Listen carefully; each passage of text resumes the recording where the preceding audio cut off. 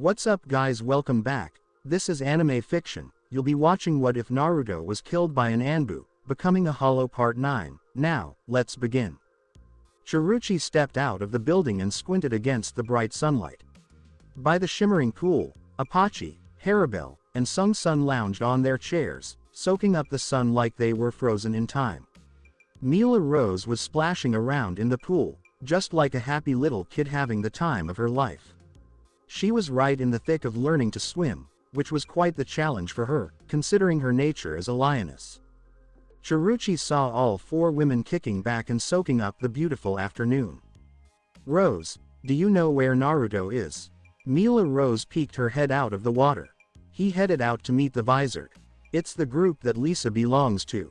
By yourself. He really wanted to go by himself. Choruchi gave the back of her head a little rub. One of you should have gone with him. He's our leader, for goodness sake. What kind of impression do you think it will leave on the other party? At that moment, Herabel shifted, taking off her sunglasses. Sparks flew as they locked eyes, both of them strong-willed, caught up in a silent struggle. He really wanted to go by himself, Herabel echoed Mila Rose's words in a calm and measured tone. He was worried that showing up with a bunch of Arankars who had some serious powers might freak them out. Take a moment to see things from the Visored's point of view. There's a bunch of strong Arankars hanging out in the same town as them. I understand. Choruchi let out a sigh that you could hear, a blend of understanding and giving in. She walked over to the pool, settled down at the edge, and let her feet dangle in the water, making little ripples that broke the calm surface. So, when's he heading out? Looks like someone is really missing our leader, Sung-sun said with a laugh. We're not sure yet. I'd guess it'll be in a week or two. Choruchi wore a thoughtful look that seemed to cast a shadow over her face. She was more excited than she thought she'd be about Naruto fixing her broken Zanpakuto.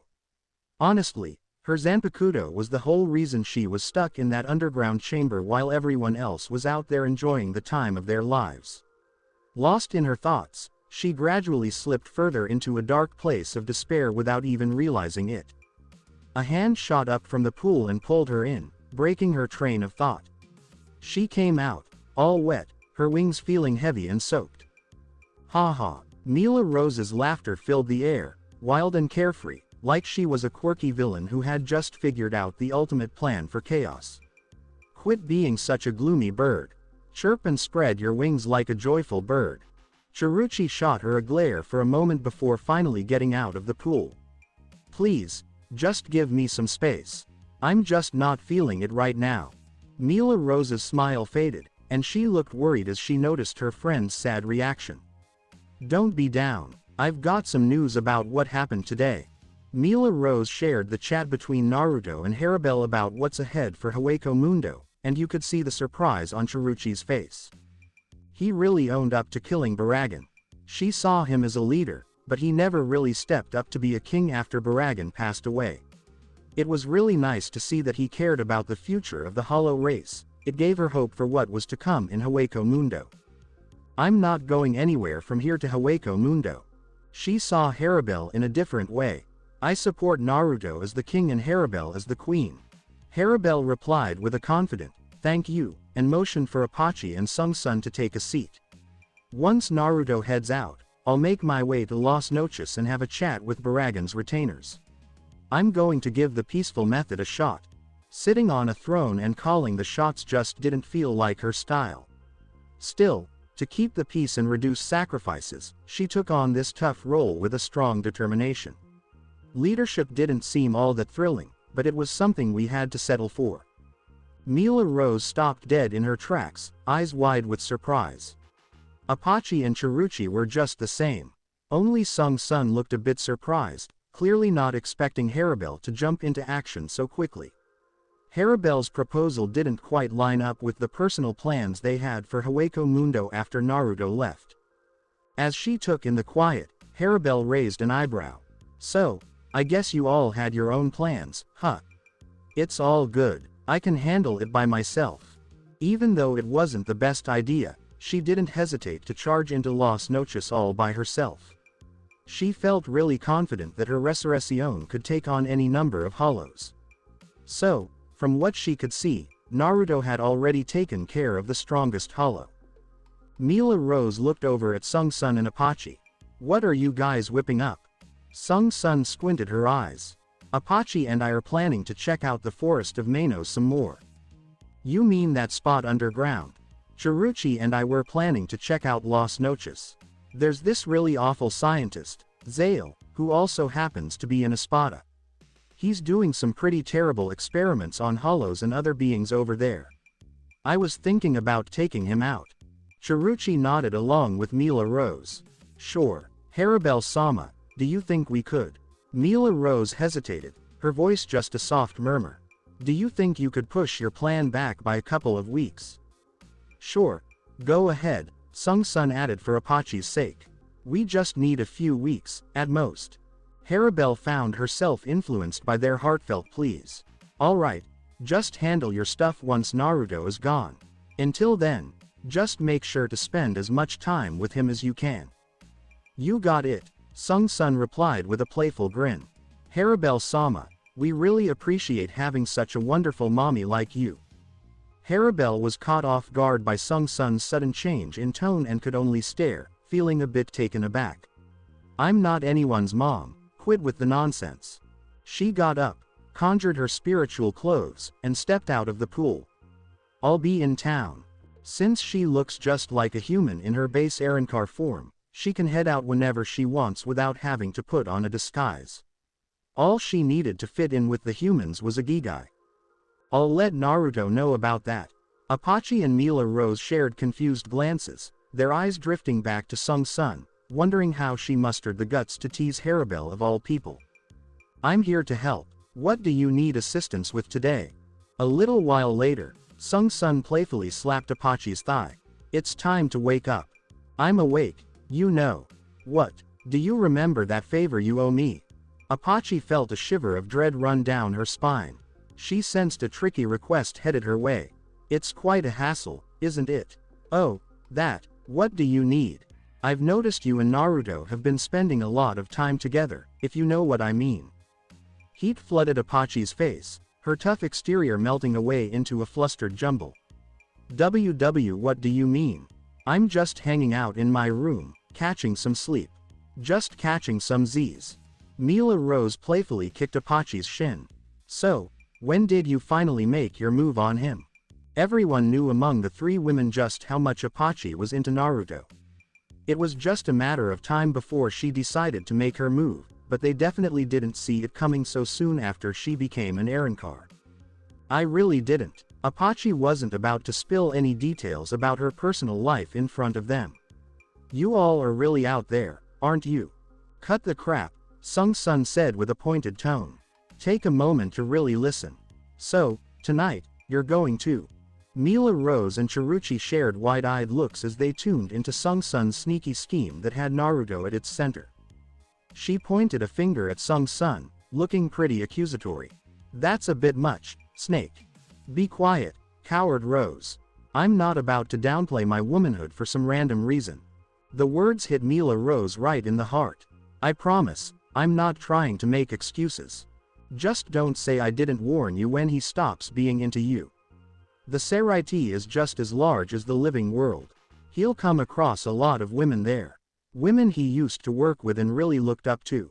I'm going to do my best to give him a reason to come back. He could end up with Yoruichi and start a noble family, right? Her words really hit home, reminding everyone of Naruto's past as a Shinigami and how easily he could be tempted to walk away from them. They really trusted him with their hearts, but there was still that nagging worry he might just up and leave them for good. To her surprise, Mila Rose threw her head back and let out a wild, carefree laugh.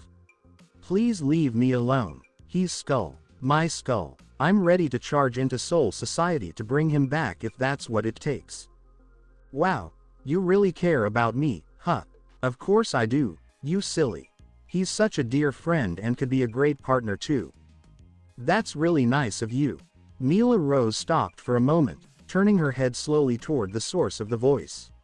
She found herself staring right at a grinning Naruto, her expression stuck like a snapshot, as if he was the very personification of her worst fears.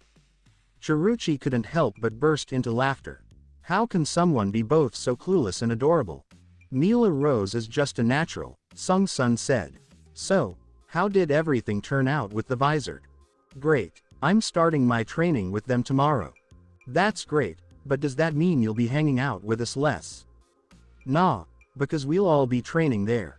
Wow, Mila Rose said with excitement.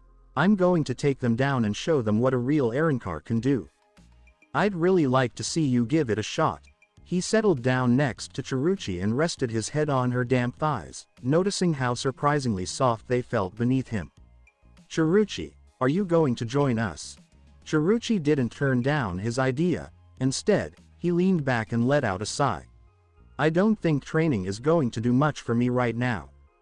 It's all good. I really just want you to join us and be part of our group. Just wanted to share that our group has a name now. The Inverse. El Inverso. Naruto had already talked to Kazuki about finding a solution for Chiruchi's Zanpakuto after his meeting with the Vizard. The sketchy shopkeeper said he'd help out, but he didn't make any guarantees. It's not bad, she said, nodding slowly as she glanced down at him. Naruto, I back your choice to become the king. So, does that mean we can finally get it on? Nights for Naruto lately were a bit of a gamble, balancing between catching some Z's and having a good time, all depending on what Apache felt like doing. Every night, she'd quietly slip into his bed before he got there, ready to surprise him with kisses the moment he crawled in. Tonight felt a bit unique. He was looking for Sung Sun, but she was missing from her room and from everyone else's too. It was like she just disappeared from the mansion. Using the Reiatsu concealing Gigai made it really tough to track down any of his friends, which was both a blessing and a curse. Has she returned to the Hueco Mundo? He disputed the thought. She'd absolutely inform him if she had to depart suddenly. Wait, I forgot to check my room. He went to the most magnificent bedroom in the mansion. In the moonlit chamber, he noticed a shadow beneath the blankets. Since everyone was in their rooms, including Apache, the woman on his bed could only be Sung Sun. We both considered fucking on the same night. Her compatibility with you is just second to my strong bond with you. We are soulmates and will be together for eternity, therefore this means a lot. Tone down your yandere a little. My heart can only take so much sweets.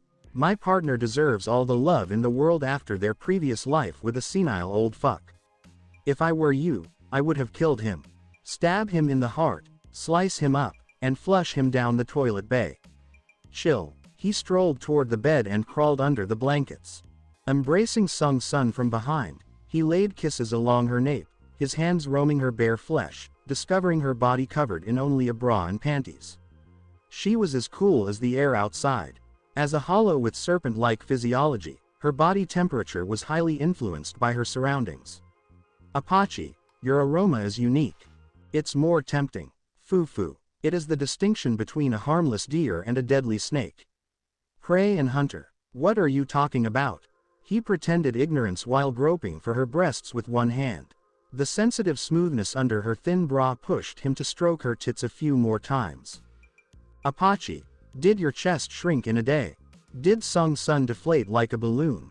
She pushed his hands away and spun around to face him. Era, can't you tell the difference between Apache's outlandishly useless pair of balloons and my twin peaks molded with magnificent elegance? Wait, Sung Sun, what are you doing on my bed? She smiled in the dark and stroked his face with the softness of a mother. Your innocent act does not fool anyone. You knew who I was before you began groping me. I'm a terrible actor. Actually terrible. She nodded genuinely and drew closer, pecking his lips. Do you know why I'm here? I'd be a fool not to realize a woman's blatant invitation. Following a couple hours of passion, husband. Do you want more? If you're ready, I promise to last the entire night. I won't back down. He chuckled at her eager reply. That's my good wife. Aside from a few brief respites, they continued to be passionate till the moon disappeared and the first ray shone on them. Naruto took a relaxing bath with Sung Sun first thing in the morning. Mila Rose, Apache, Herabel, and Chiruchi had already arrived and were seated around the dining room table. Each reacted differently when Sung Sun walked into the dining room with him. her arm tightly wrapped around his. Mila Rose's lips curled into a disdainful sneer, and her gaze sharpened with disdain. Apache, on the other hand, tried to hide her feelings beneath an air of aloofness. But the tiny twitch of her fingers and the faint pucker of her forehead revealed the jealousy simmering beneath her cool exterior. Herabel's lips were noticeably compressed, and her face furrowed with a barely visible scowl of judgment. Chiruchi, on the other hand, seemed completely unconcerned about his romantic life. "Husband, let me serve you breakfast," Sung-sun said, pulling out his chair and bringing the packed dishes to serve him. "Here. I made you delicious food." Mila Rose gave a disgusted expression, as if she couldn't bear to watch Sung-sun's housewife act. "Apache, will you do me a favor by slapping this bitch in the head? She's clearly lost it." Mila Rose was the sort to make fun of anyone, anywhere, at any time, thanks to her unrivaled inability to read the room. She would have been the type of person to crack jokes at someone's funeral. Apache shakes her head. "Allow her to act. She moaned all night." Cyan Sung-sun repressed a yawn, her lips curling upward. "My husband and I had a fancy night. I am tired." "Oi! Skull and Snake," Mila Rose shouted. "Can't you both fuck in moderation? You guys were quite loud yesterday. I would have kicked your asses if Chiruchi hadn't stopped me." Naruto had neglected to put on the force field, which reduced noise to some extent. Mila Rose's complaint reminded him of a major problem in the mansion. Even though their bedrooms were so far apart, their superhuman senses could easily detect noises originating from another floor. "Wait," Naruto said, "does Mila Rose sleep with Chiruchi? Don't you both have separate bedrooms? Is there something wrong with sleeping in Chiruchi's room? Her wings are incredibly comfortable pillows." Oh, his doubts about their relationship unsettled him. He wasn't sure how he'd handle a romantic turn in their relationship. "Chiruchi, you gotta let me try your pillow wings." Chiruchi rolled her eyes. "Be delighted that I let you borrow my lap. Do not push the bounds, leader." Sleeping with him was different than sharing a bed with a friend.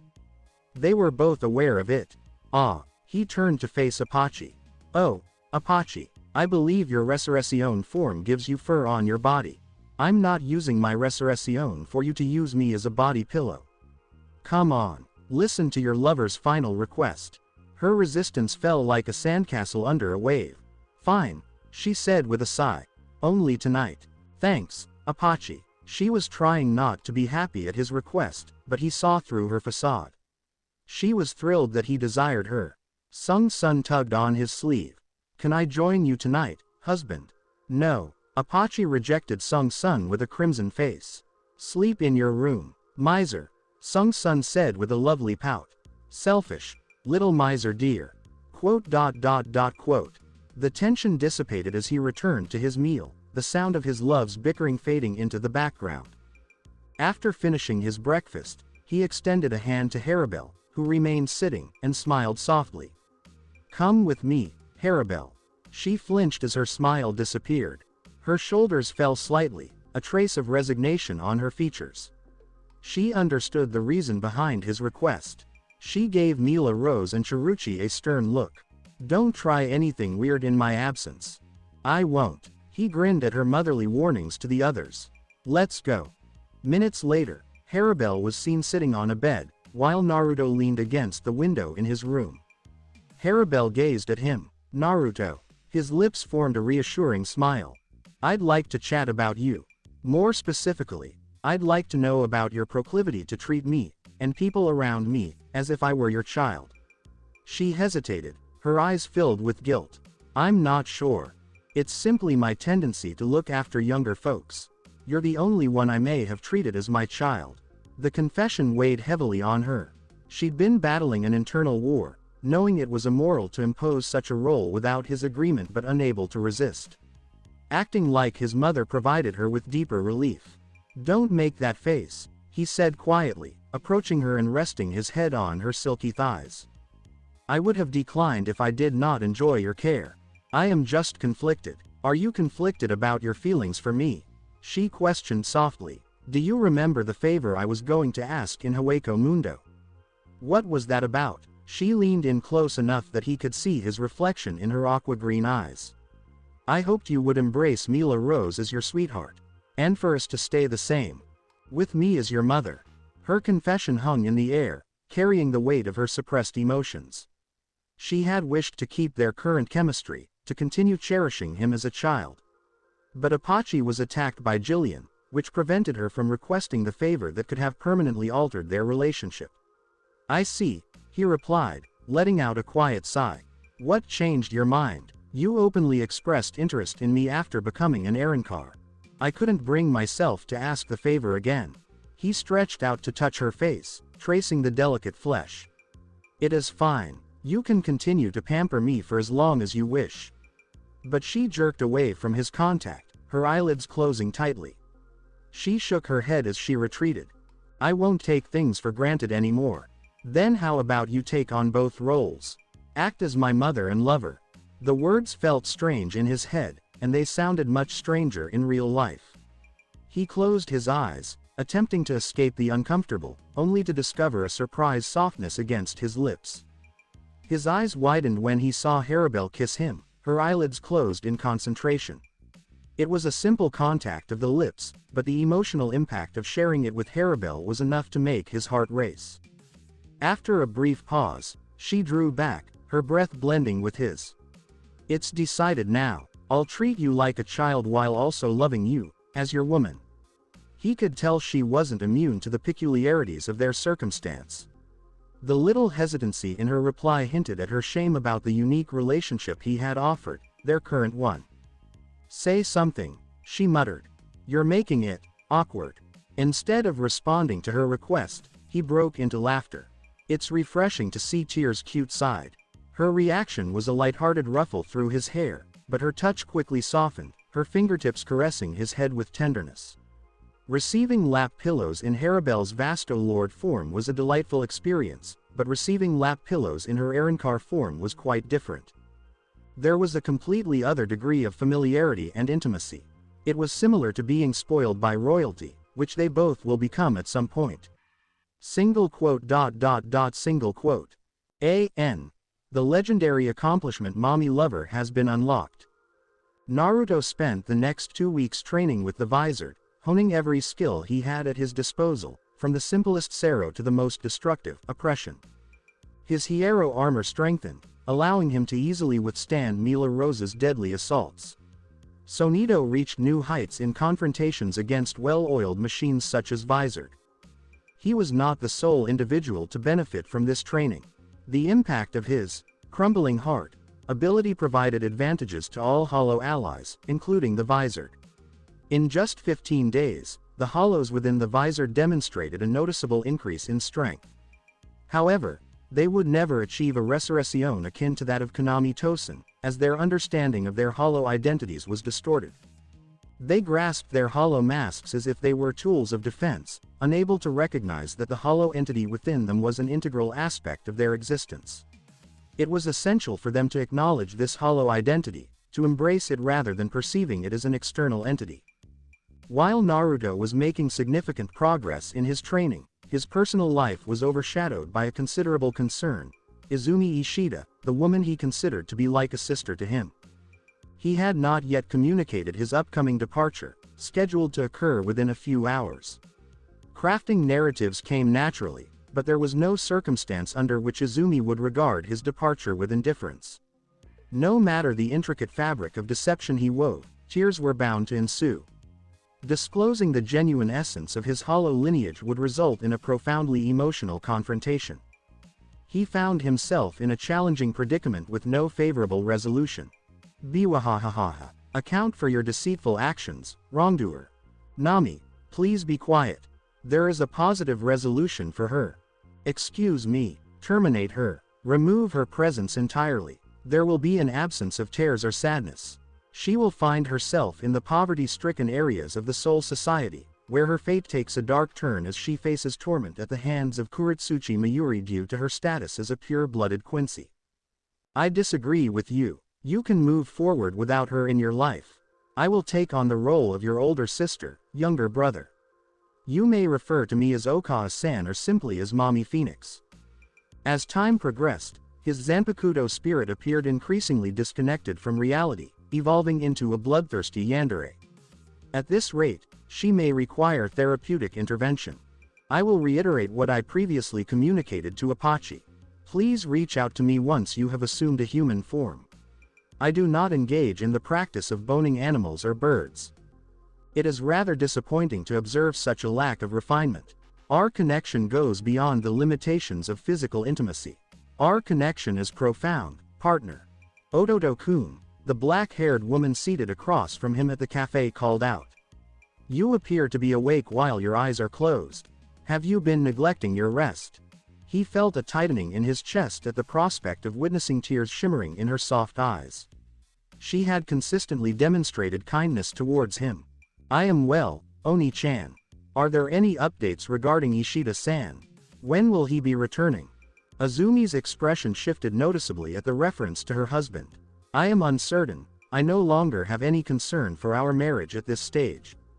Excuse me, are you experiencing dissatisfaction in your marriage? He recognized her frustration.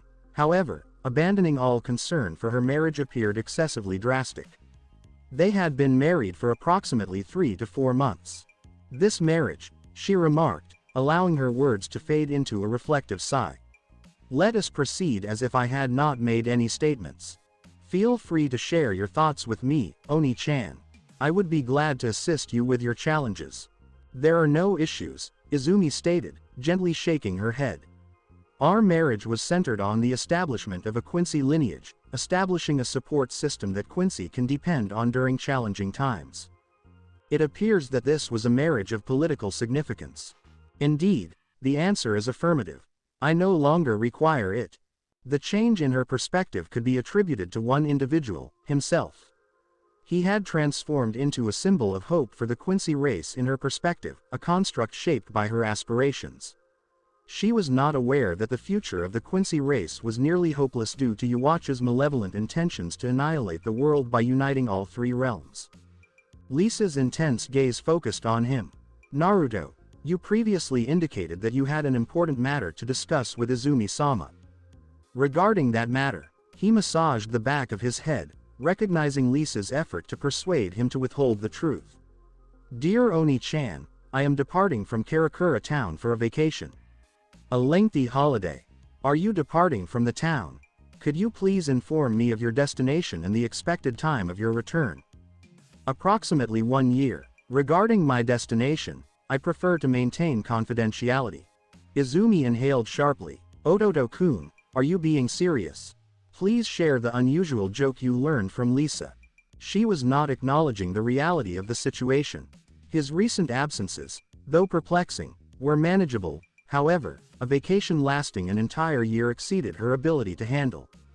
His regular presence at her home had established a reassuring routine, and the thought of his absence felt like a sharp blade cutting through her heart. He declined with a shake of his head. I am serious, Oni-chan. Focus on the positive aspects. You now have 1 fewer individual to provide for. His ineffective attempt at humor was counterproductive. As Izumi grasped his sleeve, her eyes filled with unshed tears. The patrons of the cafe started to direct disapproving looks in his direction for causing her distress. Sister. Izumi swiftly withdrew her hand and inhaled deeply, suppressing her tears. My apologies, Ododo-kun, for exhibiting clingy behavior as a sister. You are welcome to depart at your convenience. I will not hinder your actions. She rose and swiftly moved toward the exit, her leg injury having completely healed. As he attempted to pursue her, Lisa seized his hand. Lisa, it's all right, Naruto, she said gently, guiding him to sit beside her. Pursuing her at this point will only create further complications for both parties involved. Please ensure that you depart shortly. He muttered a curse under his breath. Lisa, please ensure her well-being. You can be assured of that, she stated with a serious expression. Please ensure you prioritize your well-being during the mission. If you were to pass away, I would disclose your collection of inappropriate older sister-themed novels and magazines to Izumi-sama. Those belong to you, Lisa. Those are all yours, he replied, a light chuckle accompanying his words. If I defeat Aizen, we can have a brief encounter. Understood. In your aspirations, The Gotei 13 was an organization founded by the vision of one individual, Genryusai Shigekuni Yamamoto, who presently held the position of Captain Commander of the Gotei 13. He directed a team of formidable individuals and established an organization that enforced law and order through decisive measures. A particular massacre prompted a significant change in their regulations. In the current era, the Gotei 13 has been assigned significant responsibilities, including the protection of the Seraiti, the core of the Soul Society, the deployment of squad members for combat operations in enemy territories, the distribution of forces for defensive measures in the living world, and the direction of souls to the Soul Society. All these initiatives were focused on their primary objective of preserving equilibrium. To illustrate this balance through data, Senjumaru Shutara, a distinguished member of the Royal Guards, developed the Shutara scale. The oversight of the Shutara scale now falls under the authority of the 12th Squad, which maintains a direct connection to the Shinigami Research and Development Institute. We are presently located at the headquarters of the 12th Squad. At the uppermost level of the headquarters, there was a tall individual characterized by short, spiky black hair and a distinct hairline that divided his scalp. 3 small horns decorated his forehead, and the lack of eyebrows rendered him a notably striking Shinigami. Akon, holding the position of third seat in the 12th Squad, supervised the division as they diligently engaged with the expansive screens before them. The captain of the 12th Squad, Mayuri Kuretsuchi, exercised complete control over his division. Should one express an opinion, there is a possibility of being transformed into a human bomb by the captain. The key to longevity in this environment is to perform your responsibilities diligently and discreetly, without seeking the spotlight. The responsibilities of the 12th Squad included the development of cutting-edge technology and spiritual devices. They conducted measurements of spiritual waves for the calibration of the Shutara scale and facilitated communications among various squads. Akon acknowledged with a nod of satisfaction as he turned his attention to the blond man approaching, who was carrying stacks of reports. Akon-san, we have received a report from the correction squad addressed to the captain. Please feel free to communicate it to me. I will forward this to our captain. The correction squad has eliminated 15,000 individuals in Rukongai. The Shutara scale has returned to Category 1 from Category 3. Akon acknowledged the grim news of 15,000 innocent souls from Rukongai being eradicated with a steady nod of understanding. The directive was issued by the captain and subsequently approved by the captain commander. It was not appropriate for him to question it or to feel sympathy for the souls who would ultimately reincarnate. You are free to go. After his subordinate departed, Akon collected the reports from his desk. Several weeks prior, nearly 70,000 individuals had inexplicably disappeared from Hueco Mundo, resulting in a disruption not seen since the Quincy Rampage. The Gotei 13 remained unaware that the disruption stemmed from the demise of a single Vasto Lord, Baragon Lausenbear.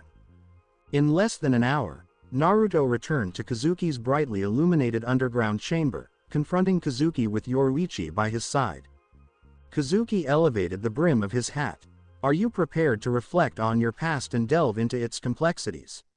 What I am conveying is...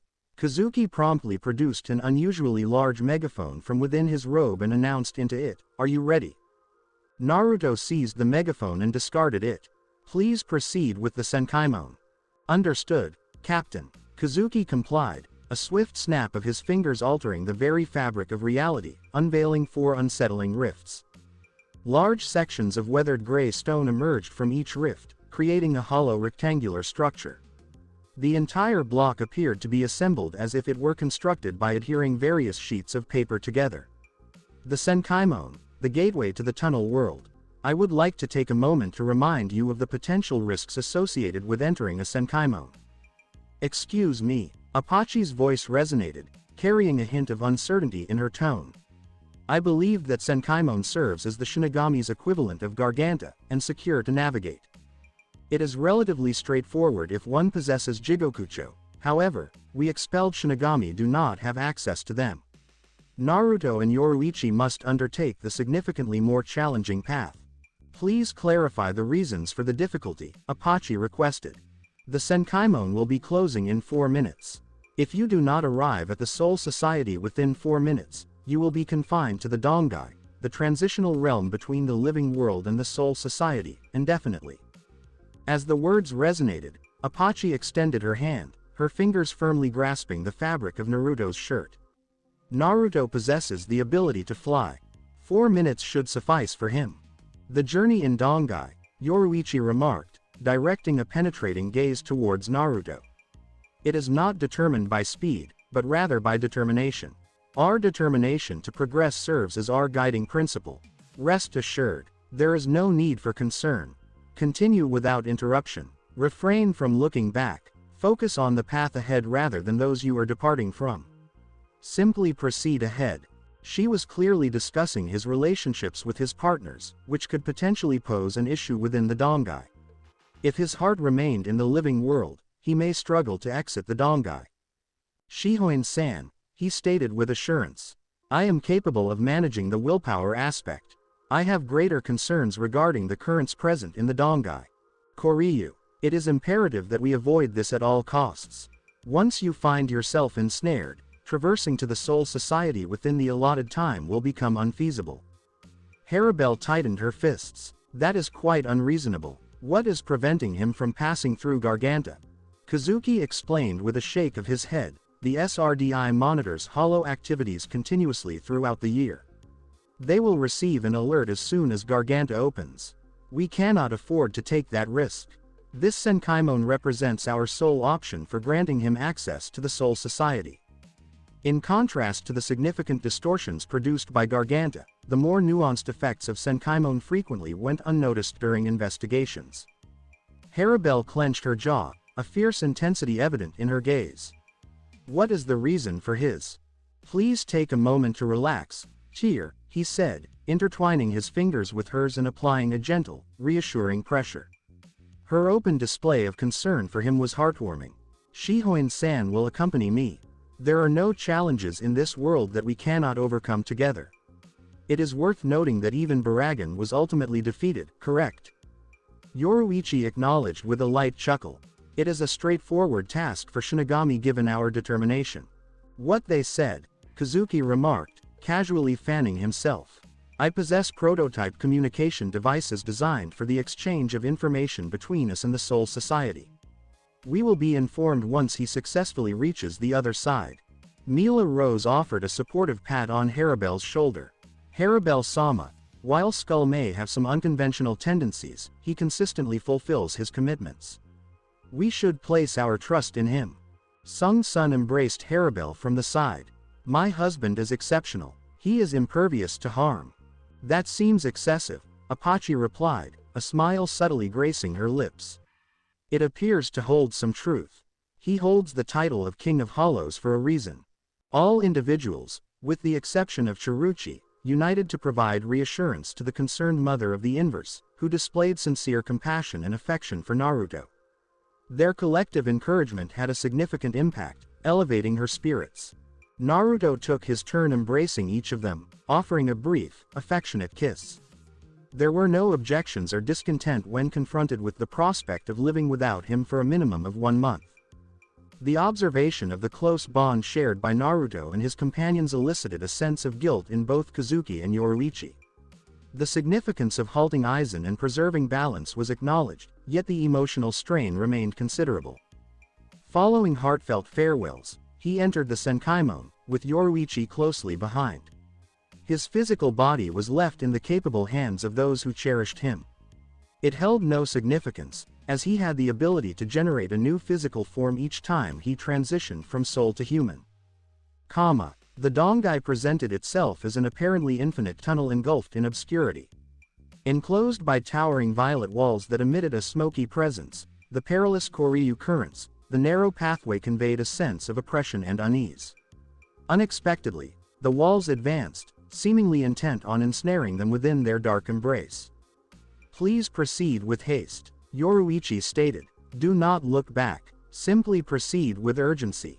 He lifted her onto his shoulders and ran, propelling each step with a sense of urgent determination. His exceptional physical condition ensured he remained just out of reach of the violent, time-altering currents of Koryu. He was not willing to risk utilizing his spiritual power. There, Yoruichi indicated a glimmering golden door, radiating like a beacon of hope within the dim corridors. Continue your efforts, champion. The soul path is before us. We are headed to the Soul Society. Motivated by her call to action, he swiftly covered the remaining distance and advanced confidently towards the shining door. They appeared beneath a clear blue sky in a Rukongai district. A panorama of traditional Japanese buildings extended in the distance, presenting a striking contrast to the modest cottages below.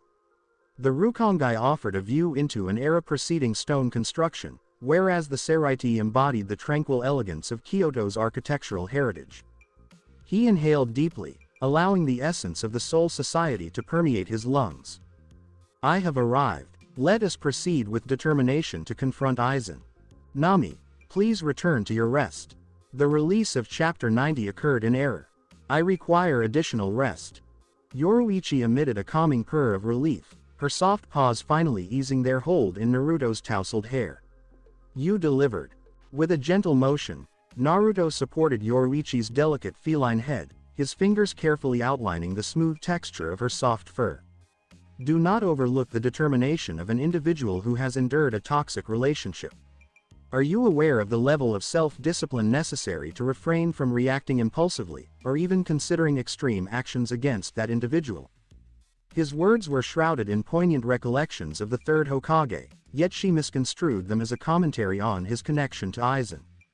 What if my doubt inspired you to persevere? One can never be certain. Please acknowledge your mistake. It will not diminish your stature as a woman. Please, I would prefer not to see you any shorter than you currently are. Quote. I was referring to your feline form, he clarified, a playful whistle escaping his lips. Your true essence is flawless as it stands. I would have appreciated it if you were slightly taller. Approximately a few inches. At this point, you are inviting a confrontation, she stated with a sigh. Proceed to the ground discreetly before we draw any attention. Please expedite your actions. Responding to her urgency, he descended, with a second sigh of relief from Yoruichi passing by him. Indeed, she remarked. What is your experience upon returning? Her inquiry transcended mere small talk. She aimed to uncover the barriers surrounding his past, seeking to alleviate the weight on his heart. For souls of such timelessness, the emotional wounds frequently penetrated more profoundly than any physical scars. She was not inclined to observe him falter under the burden of his past, neither as a colleague nor as a companion.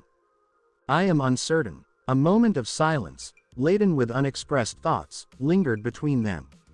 Yoruichi let out a sigh, her third since their arrival, as she adjusted herself more comfortably on his head, treating it as her own personal couch.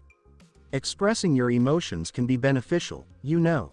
I understand, indeed, he remarked. I have limited recollection of my experiences in this place. I do not experience feelings of sadness or being overwhelmed. There is no need for concern. If that is your assertion, will we remain here until the next Shinigami recruitment process commences? Indeed. Please proceed in that direction. I would like to introduce you to my colleague. The individual she was so keen to introduce was no enigma to him. Attractive fireworks performer. He was eager to meet her, and not solely due to her status as one of the most appealing women in Bleach. Kukaku Shiba had a significant connection to Kaion Shiba, an individual who had the potential to jeopardize his entire mission. Kaion had previously regarded him as a Quincy. Re-encountering him in the capacity of a Shinigami may lead to potential complications. Take decisive action against him. Violence is not a viable solution to addressing any issue. If it doesn't resolve your issue, you may not be applying sufficient force. Nami's recommendations had taken a dark turn, and it was merely his first day in the Soul Society. Please refrain from pursuing the murder hobo approach. My apologies, I believe the opportunity has passed for me. I have accepted the journey of solitude and loss. I will ascend to the position of Mistress of Heavens and bestow upon you the heavens as my dowry.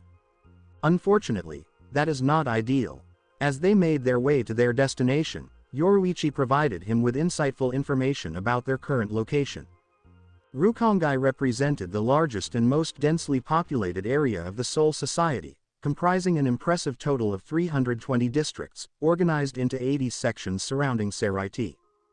The first district exhibited a level of peace and order that was comparable to that of the Seraiti. The same cannot be asserted for the districts located further from the Seraiti's influence. The 80th district was a tumultuous area characterized by a presence of individuals known for their aggressive tendencies. The living standards in Rukongai experienced a significant decline beyond the 50th district, accompanied by a noticeable rise in the number of individuals dressed in rags. The greater the distance from the center of a district, the more pronounced the deterioration of its slums.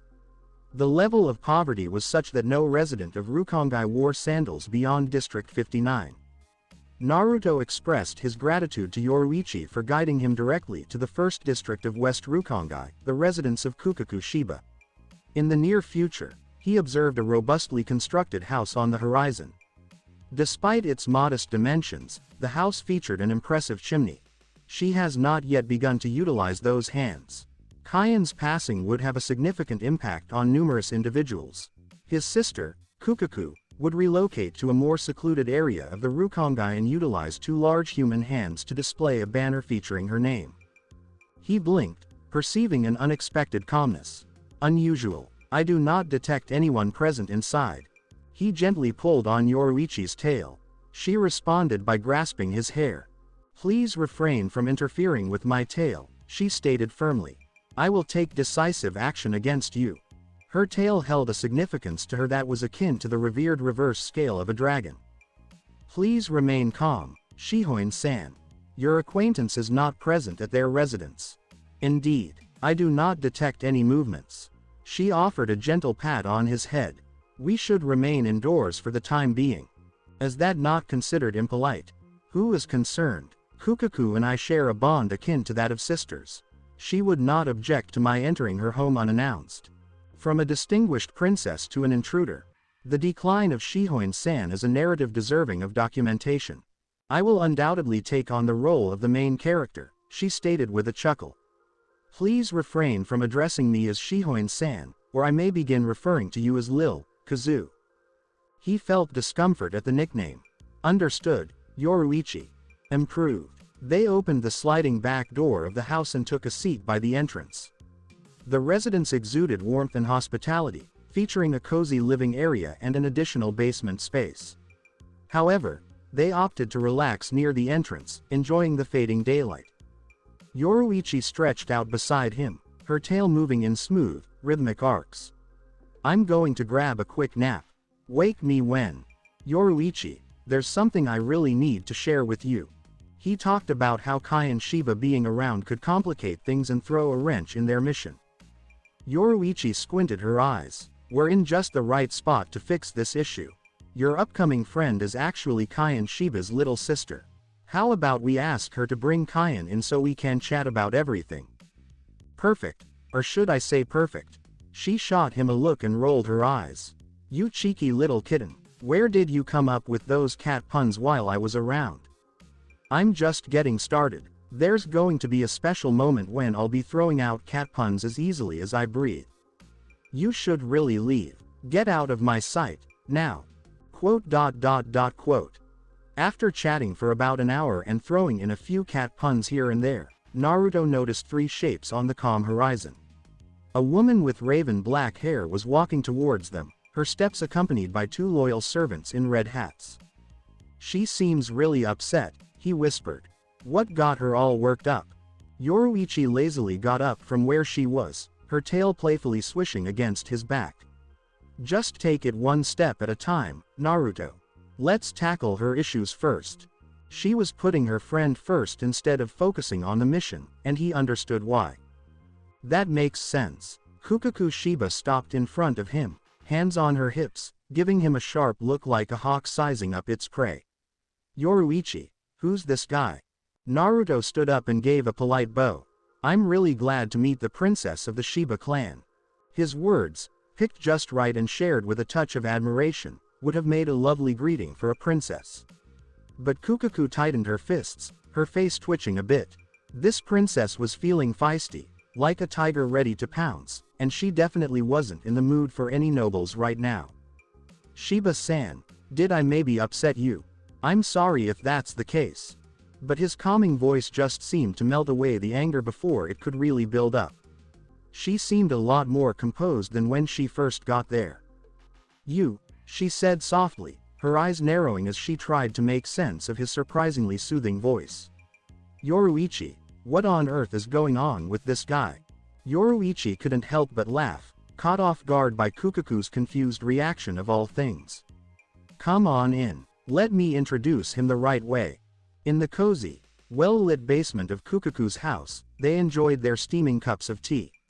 Yoruichi, just like Naruto thought, shared only the basics of his story, his name and his dream of becoming a Shinigami. "Why's that?" Kukaku asked, her brows furrowing in confusion. "The last I heard, you're not allowed in the Seraiti anymore. What's the reason for helping him join Gote 13? "He's a friend, just like you," Yoruichi said, skillfully avoiding the question. Quote, "Let's chat about you, Kukaku. I barely caught a glimpse of you leaving this place. Are you running into some issues?" Kukaku looked down, the light from the Kido creating a deep shadow across her face. "Wow, it's quite the mess created by Shinigami. Lots of families are really struggling right now. It's pretty uncommon for families to come together in the Soul Society because it's just so vast. Over the years, many folks have built connections that feel just like family. So, nothing out of the ordinary, huh?" Naruto said. "They always do this. You know, the Quincy Massacre, Aizen taking over the Central 46, and then there's Mayuri Kuretsuchi's wild experiments. Honestly, the Shinigami's scandals could fill a whole book." Kukaku shot a glare, her eyes narrowing sharply. "So, you really want to be part of their group? You can blame them all you want, but they really do keep things balanced," he said with a sigh. "I hope my life can be of some use for a bigger purpose." Yoruichi blinked her eyes, taking in her surroundings. "Quit being such a drama queen, kitty. Kukaku, he really just wants to dive into the life of a Shinigami." He pretended to give up, hands raised. "Oh no, I got caught." Kukaku rolled her eyes at their playful banter, letting out a puff of smoke as she took a drag from her pipe. "This time, it's really serious. So, it turns out that a bunch of folks in Rukongai were taken by Shinigami just a few days back, and honestly, no one really knows why. I've gotten in touch with Kyan for some help. Her older brother was still out on a mission in the living world, and her uncle Ishin was busy with something important, which meant she was on her own inside the Seraiti for the time being." Yoruichi looked down, feeling a weight in her heart. Having been a captain of Gote 13, she really got why the Shinigami were out there collecting souls from the Rukongai. It's mainly for balance. So, what do you think caused it? She spotted Naruto, and a sudden chill ran through her. He just took down an ancient Vasto Lord with his Quincy powers, which are pretty much known for wiping out hollows completely. A Vasto Lord, made up of countless souls, could really throw things off balance. I really messed up. Naruto didn't know much, but she definitely did. She needed to give him a heads up about what could happen if he went after a Vasto Lord as a Quincy. How can I fix this? It's pretty unlikely that any souls are still hanging around. There just wasn't a fix for the situation.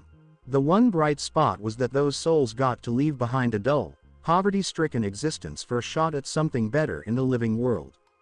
She let out a sigh. Kukaku, you know those folks. Looks like they aren't coming back. They probably got killed. What did you say? Naruto replied, clearly taken aback. What's the deal with Shinigami wanting to kill them?